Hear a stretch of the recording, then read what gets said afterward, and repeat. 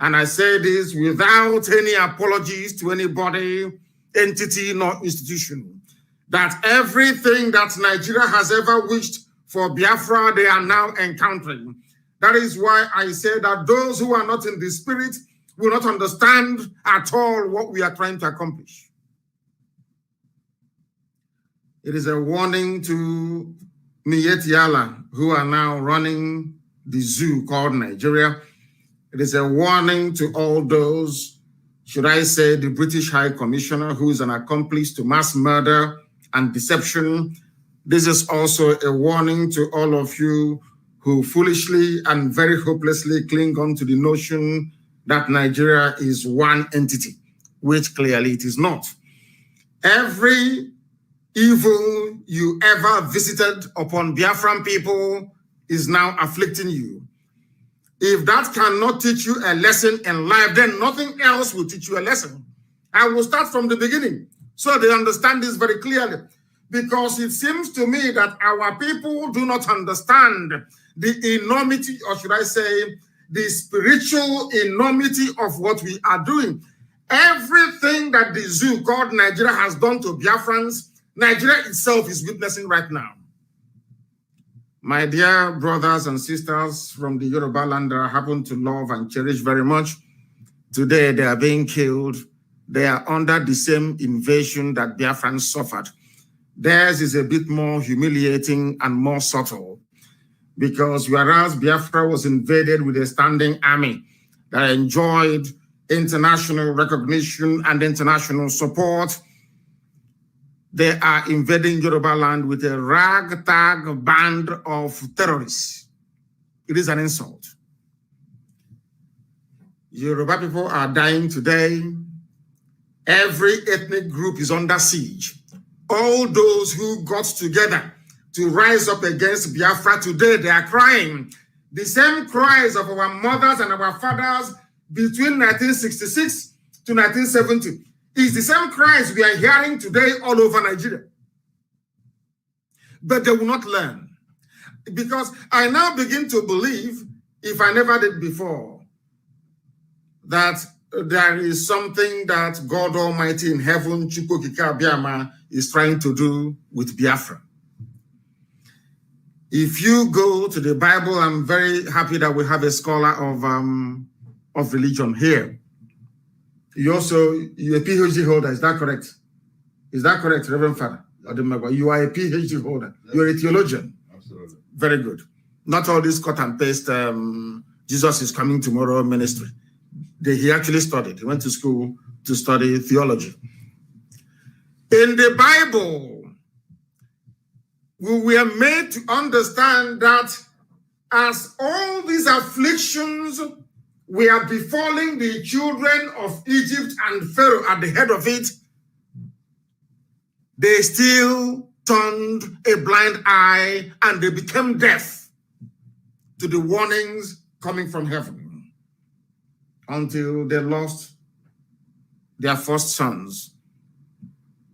Everything since 2015, when darkness ascended the throne in Asorok, every event, every happenstance since then has pointed to one inescapable fact, that Nigeria is not an entity, it is not one and can never be one. It has pointed to the fact even before then that all those, do you know the reason why they don't call people in refugee camps in the north refugees? Does anyone know why they don't call them refugees from here?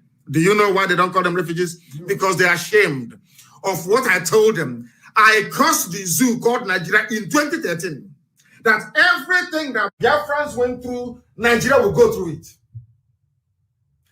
Because of that, they quickly changed the name from refugees. They used to call them refugees before to IDPs, internally displaced people. And I'm asking them, when during the Biafran war, they were calling Biafrans refugees, were we displaced outside? We were inside our own land, inside the so-called British-created contraption called Nigeria. We were refugees in our land. People, I was very young by then. The time we left Umuahia and went to Mbise as refugees. I was on a bicycle and being pushed all the way from Umuahia by leg to Mbisa, where my aunt was married. Mbisa to be precise, isn't it? Do you know that in their own time, there are many people in the northern part of the zoo who are in refugee camps, but out of shame, because that will remind them of what they did during the war against Biafra. They are calling them internally displaced persons. So you will not know. That's what they have done. That is number one.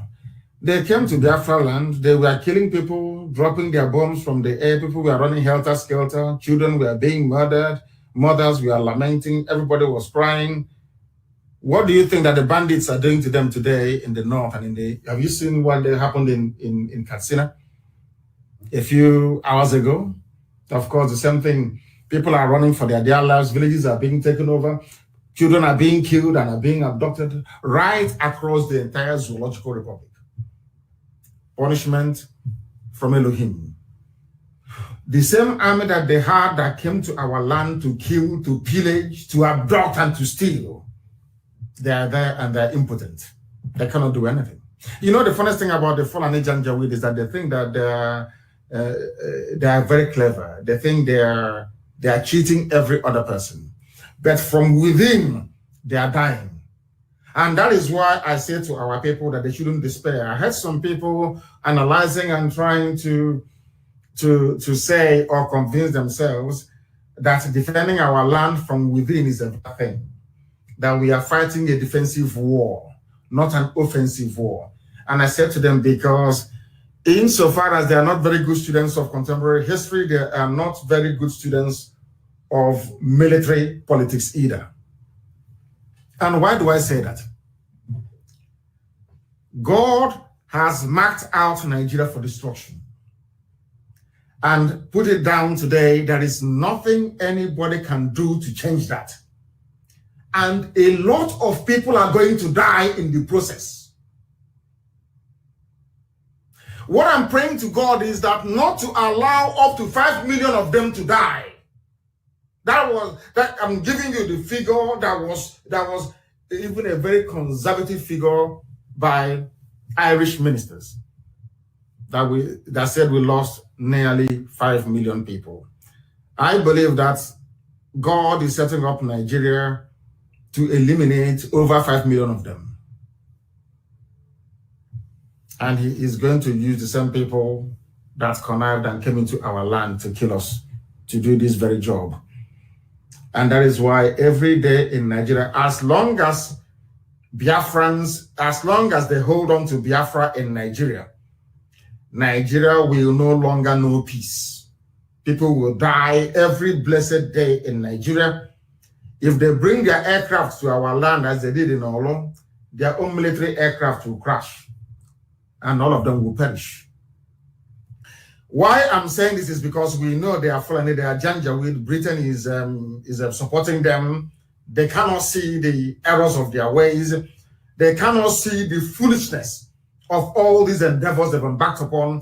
But one thing is absolutely clear, that there is nothing any human being can do to stop the emergence, or should I say the restoration of Biafra. Absolutely nothing of that I can assure you. Therefore, Fulani Janjaweed, those of them in Asorok, Miyetti Allah, all these terrorists running the lives of those in the zoo into the mud, I have this to say to you. The more you cling on to Biafra, the more you will move from one calamity to another, the more the state of insecurity will become so uncontrollable that people will begin to eat the flesh of those they feel are weaker around them. As I'm saying it now, it may sound like a fairy tale, but the day it will happen, some people, very clever Biafrans, will make reference to this very broadcast of this very day, the 21st day of February in the year of our Most High Elohim 2021, that I said such a thing. You see, I want to warn everybody that calls him or herself a Nigerian, that the more you don't allow Biafra to go, the more you conspire, the more you keep dreaming this foolish dream of one Nigeria, being one, moving forward, the more you are burying yourselves even deeper into a conflagration, into a conflict that you cannot be able to manage. These are the things that we want the world to understand. And that is why those of you who understand military strategy, not those who are on social media yapping, will understand this. I have said it before and allow me to repeat that there is a method to our madness.